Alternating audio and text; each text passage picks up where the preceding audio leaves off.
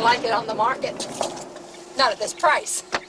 It takes a rare horror film for me to walk away, boys, you know, saying, boy, that scared me. I don't know why.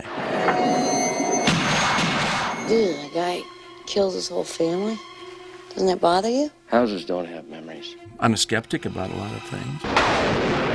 This is Kathy Lutz, and I have to talk to you. Horror movies, they're really, really fun, and that's the most important thing to remember about them. Would you please leave that damn fire alone and listen to me? You're on that edge of serious camp all the time. And the really masterful directors just keep it right there. Jody doesn't like George. I will imagine people are more horrible than they seem to be, and then I will look at something horrible and say, it's nothing, it's empty. God damn it, this is my house! There is a formula you can follow, and you can learn filmmaking skills as you make them. I went into that house, and what I saw there was real. What I felt there was real. And what I heard there was real. I think as a training ground for filmmakers, there's probably nothing better. Find a well. It's the passage to hell.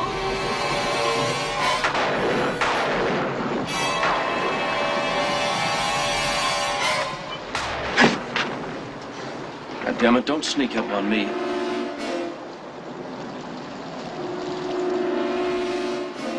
I wanted to be an actor from, I think, the age of 9. And I'd seen 2 movies at that point, and I was living in a town called Sept-Îles, Quebec, in northern Quebec, far too north for television reception. And the priests showed movies in Quebec in the church basement for kids, because kids weren't allowed to go to movie theaters. And I think I'd seen Old Yeller and decided I was going to be an actress. So I just was very single-minded about it. And as I grew up, pursued various avenues and worked with the CBC in Canada and the National Film Board, and then at 18 borrowed $400 and came down to LA and stayed in a really tacky motel on Santa Monica Boulevard, and somehow got the ingenue lead in a Norman Jewison movie. So I was too young to know I was lucky. I was so young that I thought, well, of course, I deserve this and I should have this. Yeah. When I was 18, I was walking down the street, and I just got out of high school, and somebody said to me, hey, would you be interested in doing a commercial? And I said, like what? And they said, well, we need you to drive a Dodge truck in this thing. And I said, well, I don't have to talk, do I? And they said, well, as a matter of fact, you don't. We just want you to cowboy hat, drive the Dodge truck. And I said, how much? And they said, $400. So they were on. They called me back to do another Dodge commercial. And then they called me back to do a Gallo wine commercial, all of which, in the Gallo wine commercial, they said, well, we want you to be talking and have a good time and eating a lot of stuff, but we're not recording any of it because there'll be music and discussion over it. So don't worry about the talking. Okay, I'll do it. At that point, there was an agent there that came up to me and said, hey, you know, you've done 3 of these gigs. If you sign with us, we could get you a bunch more. By now, on the Taft-Hartley law, I automatically was forced to go into the Screen Actors Guild. So I'd made $1,200, and it cost $600 to get in the Screen Actors Guild. So now I had this card, you know, for my wallet. Kind of cool. And they sent me, very shortly afterwards, to meet the head of talent at Fox Studios. And this was, I was 19 and a half. And by 10 o'clock that morning, I was under contract, which lasted 7 years. I did, you know, I probably did 7 or 8 or maybe 12 pictures and 10 television shows in the next few years. Gosh, what day is this? Thursday.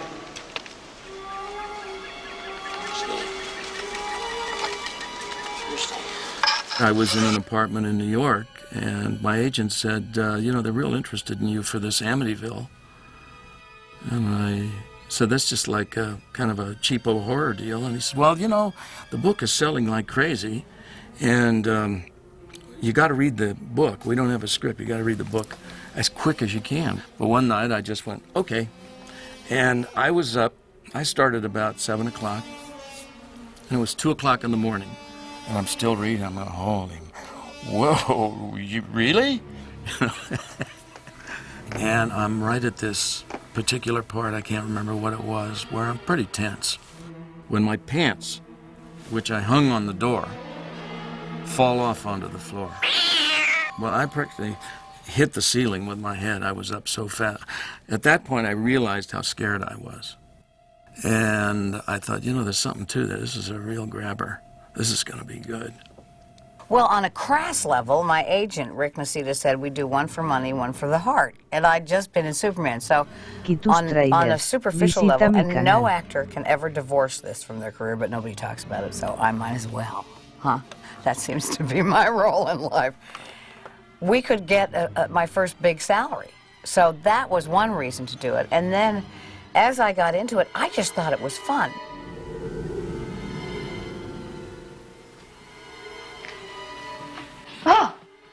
It became the highest grossing independent for 8 years straight before some other film finally beat it out.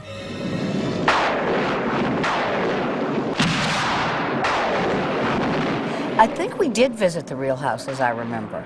And there was lots of ooh, but we visited the house with a pack of press with us so that they could take pictures of it. And you know, I mean, it's a cute little town with a lot of keyway inlets of where the ocean came in and houses are built along the ocean. Well, that's where the Amityville house was. It was on one of those keyways. It was much more condensed than the location we had in the movie, which was in Toms River, New Jersey.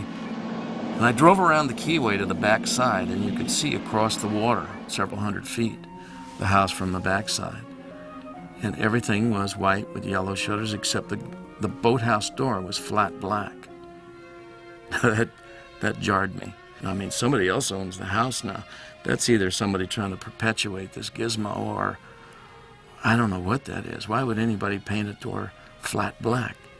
And then I thought, well, you know, you can't really... When the painters were there, they didn't have a boat to get on the water to paint from the water, so maybe that's it, you know? But there was always this kind of little bit of doubt. A lot of the people who lived around it were kind of freaked out and had left the area. So whatever happened to the family believed and had some kind of impact on the community. George is a good salesman. He could sell a lot of Fords, this guy. You know, a charmer. You had to believe him. I mean, his story was, the way he'd tell it was great. But he was such a good salesman, you realize he could be selling you sand, you know?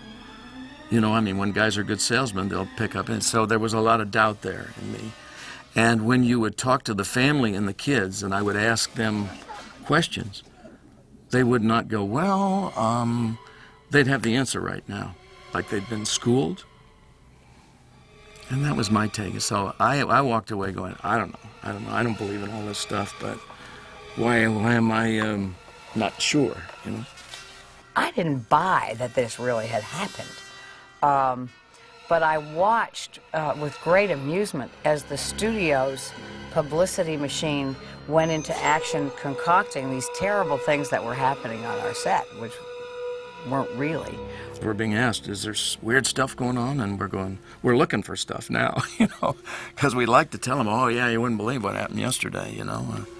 My lunch fell off the table into my lap. Well, that happened on the last picture, okay? I remember one press conference with the writers who really were fun and had a great twinkle in their eye, and some press guy said to me, and do you think these ghosts are real or something? And do you think the story's real was the question, and I thought, I don't know what to answer. And so I turned to the writers and I said, well, do you? And they went, we'll never tell.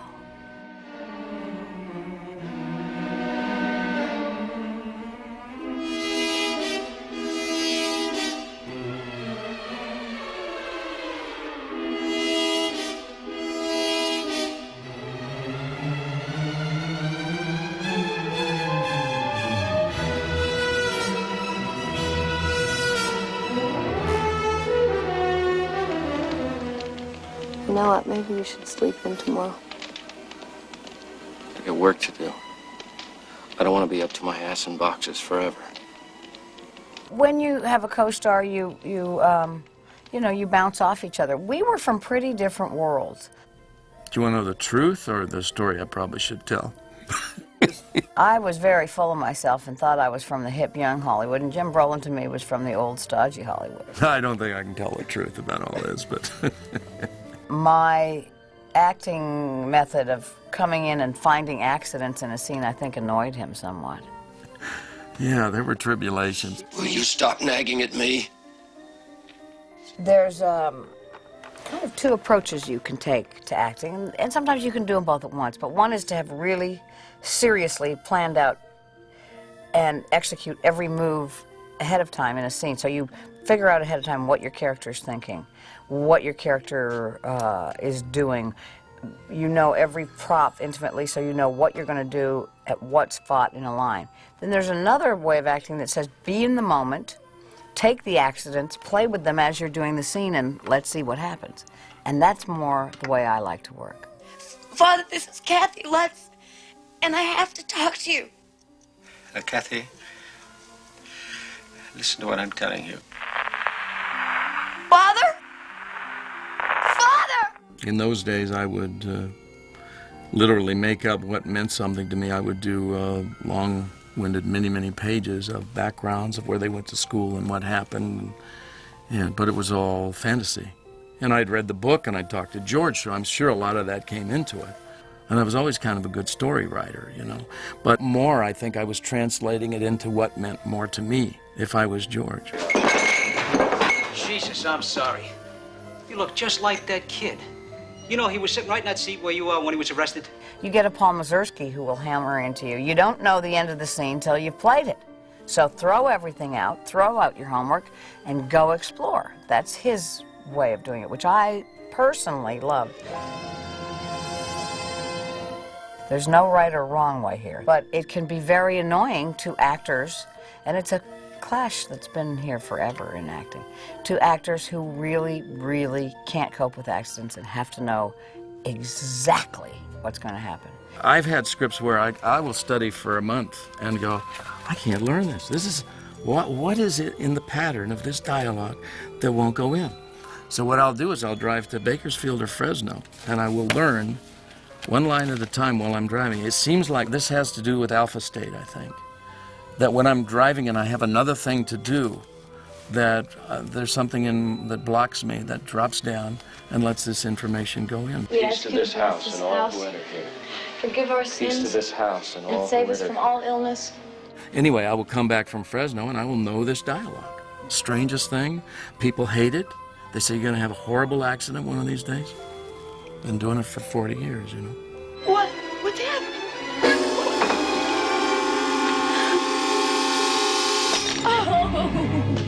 You know, I think most actors have this. It's very painful watching yourself on screen because all you see, first of all, as a young, pretty woman, all I saw were what my flaws. Trailers. And then as an Visita mi actor, canal. all you see is all your missed opportunities and what you did wrong and where you were too flat. And there's stuff in that performance of mine I just hate. So, but I think that's really common, where you sit there going, oh no, I should have done this, or oh, I should have done that. And I don't know if it's when the lion supposedly bites me, but I have a scene in a chair where I go, I'm coming apart! I'm coming apart! Oh, Mother of God, I'm coming apart! I thought that was a little over the top. Good actors just go too far, but not that 16th of an inch farther, and I went too far. You listen to me, pal. I don't like lectures, and I don't like being hassled in the men's room. I'm gonna write you a check. Either that's good enough for you, or you're gonna eat your own goddamn food. As George Lutz went along in the picture, he became weirder and weirder, and we had to decide what that was. I'm not going anywhere. You're the one that wanted a house. This is it, so just shut up. In some ways, that didn't do me any good, you know. My George Lutz was charming in the beginning, and the further the picture went, the more uncharming he became. You bastard. Well, now, do I go and play heavies because I'm uncharming, or am I a leading man for another picture? I'll tell you, I didn't work for 2 years. We had the huge hit, one of the hugest hits in history in that time, and I couldn't get another picture. So I got to ask, either I was really lousy, or that character people just could not put together. Jesus loves me, this I know, for the Bible tells me. Who are you singing to, Princess? You scared her. She went out the window. Well, I better check. I do remember Stuart Rosenberg decided I wasn't appropriately frightened. And so there would be these scenes where there's a pig at the window. And Stuart wasn't getting enough of a reaction, and for some reason, I don't know why he felt this, he got this day-glow orange stuffed velour pig with glass eyes, and when I wasn't screaming loudly enough, he'd crouch behind the window, and as I came in for my close-up, he'd bring it up and go, which of course made me laugh hysterically. I couldn't, he did it all the time. What I saw was not a cat. It was all pretty funny. I remember Stuart being free with us by saying, you know, how, you know, I mean, some directors will actually say, I want you to pick up, you know, the soap or the glass on this line and then move over to that mark, and they'll mark you off. And you come in after their lighting or actually at the first rehearsal, and they've already got marked out for you, you know. And other directors say, let me see what you guys brought in, you know. I mean, if the director is a watermelon and he wants you all to be watermelons, that's one kind of movie. But if he loves the fact that you're a pear and you're an orange and you're an apple, and let's see how you interrelate because you're from completely different gene pools, to me that's what makes movies great, you know.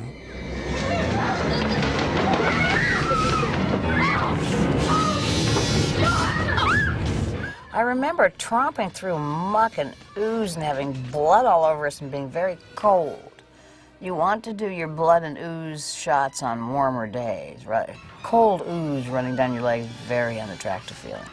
I remember that, and I remember Rod actually subjecting himself to having the flies crawl over his face.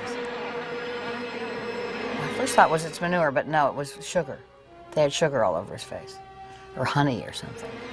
Well, Rod was in a very funny phase of his life. Oh, I got to know him later and became very fond of him. I happened to check into the murders, and I checked into the 20-year-old boy who killed his parents and his 4 brothers and sisters. And when he was at trial, he testified that he heard voices in the house. He heard voices in the house, and the voices told him to do it. Now, I was in the house, and I heard the voices, too. Now, he was one of the people who believed this stuff was real, I think.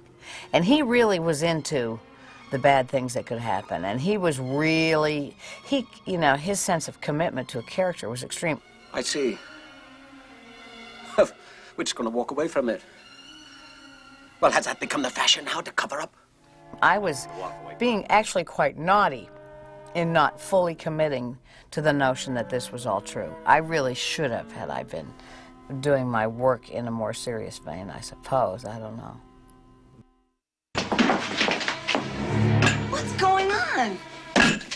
You all gone mad? George! In the picture, you know, supposedly George looked a lot like DeFeo.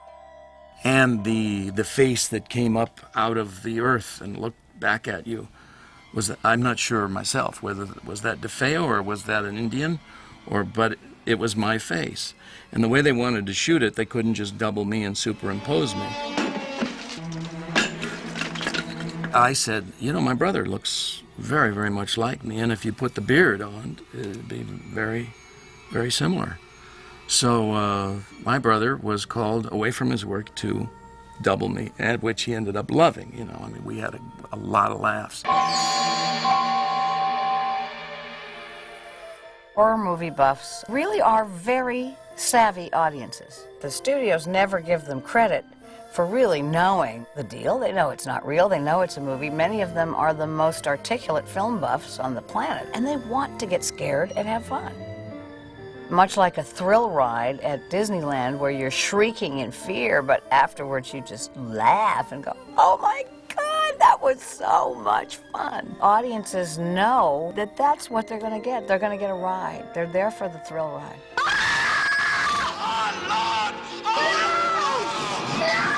I don't know what the Amityville Horror, the book just was so well crafted that it got me, and the picture was not far behind it, obviously. There are no pretensions as to Amityville Horror being a deep psychological drama, I don't think. But as we know from our experience, books always seem to get us a little more than a movie does, you know.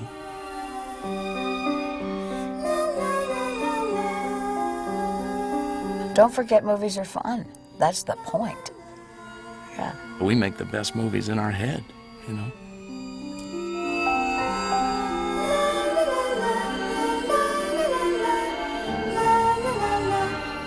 aquí tus trailers, visita mi canal.